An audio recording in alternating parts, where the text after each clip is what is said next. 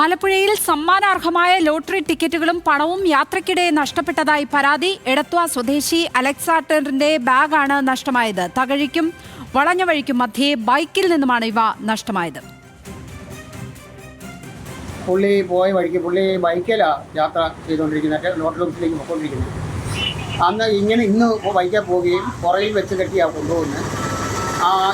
എൻ്റെ വീട് പച്ചയിലാണ്. പച്ചയിൽ നിന്ന് അമ്പലപ്പുഴ വരെ വരുമ്പോഴത്തേക്ക് ബാഗ് ഉണ്ടെന്നാണ് അന്നേര് പറഞ്ഞത്. അത് കഴിഞ്ഞ് മെഡിക്കൽ കോളേജിൻ്റെ അപ്പുറത്ത് കണ്ടു വെച്ച് നോക്കുമ്പോൾ ബാഗ് നഷ്ടപ്പെട്ടതായിട്ടാണ് പുള്ളി പറയുന്നത്.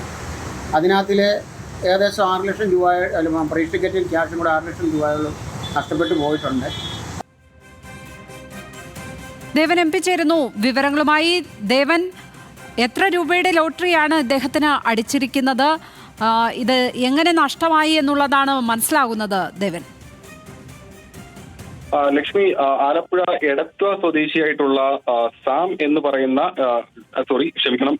എടത്വ സ്വദേശിയായിട്ടുള്ള അലക്സാണ്ടറിന്റേതാണ് ബാഗ്. ഇദ്ദേഹം അമ്പലപ്പുഴയിൽ ഒരു ലോട്ടറി ഏജന്റ് കൂടിയാണ്. അപ്പോൾ ഇവിടെ സമ്മാനാർഹമായ ഏകദേശം 5 ലക്ഷത്തിലധികം രൂപയുടെ വിവിധ ലോട്ടറി ടിക്കറ്റുകളും ഒപ്പം തന്നെ ഈ ടിക്കറ്റ് എടുക്കാനായി കരുതിയിരുന്ന 50,000-ത്തിലധികം രൂപയും അടങ്ങുന്ന ബാഗാണ് ഇപ്പോൾ നഷ്ടപ്പെട്ടിരിക്കുന്നത്. ഇയാളുടെ തന്നെ ജീവനക്കാരനായിട്ടുള്ള സാം എന്ന് പറയുന്ന വ്യക്തി ബൈക്കിൽ ഈ ബാഗ് കൊണ്ടുപോകുമ്പോഴായിരുന്നു ഈ ബാഗ് നഷ്ടപ്പെടുന്നത്. ഇദ്ദേഹം ബൈക്കിൽ യാത്ര ചെയ്യവേ ഇദ്ദേഹത്തിന്റെ അരയിൽ ഈ ബാഗ് കെട്ടിയിട്ടിരിക്കുകയായിരുന്നു. അങ്ങനെ ബൈക്കിൽ യാത്ര ചെയ്യുന്നതിനിടെ ആലപ്പുഴ തകഴിക്കും വളഞ്ഞ വഴിക്കും ഇടയിൽ വെച്ചിട്ടാണ് ഈ ബാഗ് ഇയാളിൽ നിന്ന് നഷ്ടമായ കാര്യം ഇയാൾ അറിയുന്നത്. തുടർന്ന് അവിടെ ഒരു തെരച്ചിൽ നടത്തിയിരുന്നു ആദ്യഘട്ടത്തിൽ. എങ്കിൽ കൂടിയും ഈ ബാഗ് കണ്ടെടുക്കാൻ സാധിച്ചിട്ടില്ല. ഇപ്പോൾ ഏതായാലും ഈ സംഭവം ആലപ്പുഴ ജില്ലാ പോലീസ് മേധാവിക്കും ഒപ്പം തന്നെ അമ്പലപ്പുഴ പോലീസിനും ഇത് സംബന്ധിച്ച് പരാതി നൽകിയിട്ടുണ്ട്.